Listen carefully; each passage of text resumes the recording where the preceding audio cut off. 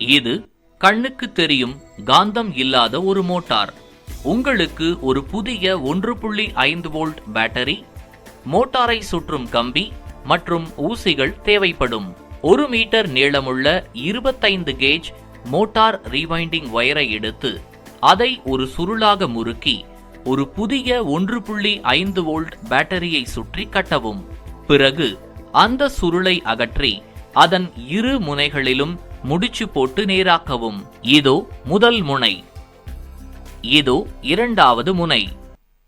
உங்கள் சுருள் இப்போது தயாராகிவிட்டது. ஆனால் அது காப்பிடப்பட்ட செப்பு கம்பியால் செய்யப்பட்டிருப்பதால் அதன் வழியே மின்னோட்டம் பாயாது. பளபளப்பான செப்பு கம்பியை வெளிக்காட்ட ஒரு முனையை முழுவதுமாக உரித்து எடுக்கவும். மறுமுனையில் மேல், வலது மற்றும் இடது ஆகிய 3 பக்கங்களை மட்டும் உரிக்கவும். அதன் ஒரு பக்கத்தில் மின்காப்பு இருக்கும். அது ஒரு நிலை மாற்றியாக செயல்படும். அது சாதனத்தை இயக்கும் மற்றும் அணைக்கும். ஒரு தூரிகை தகவல் தொடர்பாளராக செயல்படும். இது இந்த படத்தில் இன்னும் தெளிவாக தெரிகிறது.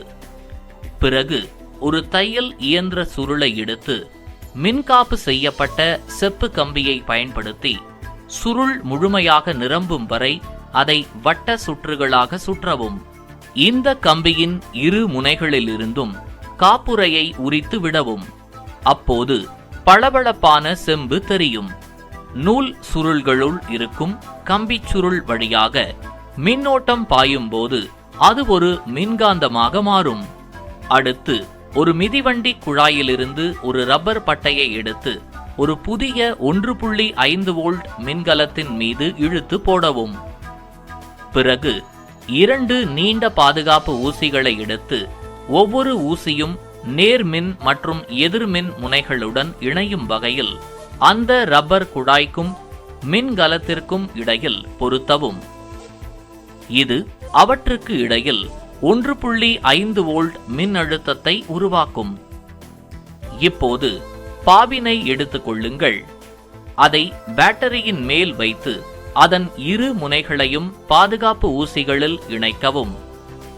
அவ்வாறு இணைத்தவுடன் பாபின் வழியாக மின்னோட்டம் பாயத் தொடங்கி அது ஒரு மின்காந்தமாக மாறும். பிறகு உங்கள் சுருளை 2 பாதுகாப்பு ஊசிகளின் துளைகளுக்கு இடையில் செருகி அதை லேசாக தள்ளுங்கள். அதன் வழியாக மின்னோட்டம் பாய்ந்து மோட்டார் வேகமாக சுழலத் தொடங்கும். சுழலும் சுருளானது காப்பிடப்பட்ட பகுதியை தொடும்போது மின் சுற்று மீண்டும் மீண்டும் அணைந்து இயங்கும். இது மிகவும் அழகான ஒரு மோட்டார். நீங்கள் இதன் மேல் தோற்றத்தை பார்க்கிறீர்கள். இதற்கு எந்த காந்தங்களும் தேவையில்லை. இது மின்காந்தங்களை அடிப்படையாக கொண்டது. நீங்கள் ஒரு காந்தத்தை மேலிருந்து அருகில் கொண்டு வந்தால் அதன் துருவங்கள் ஒரே மாதிரியாக இருப்பதால் மோட்டாரின் வேகம் சற்று குறைவதை நீங்கள் காணலாம். நீங்கள் காந்தத்தை திருப்பினால் துருவங்கள் எதிர் துருவங்களாக மாறும். காந்தப்புலம் வலுப்பெறும். மேலும் மோட்டார் வேகமாக சுழலும்.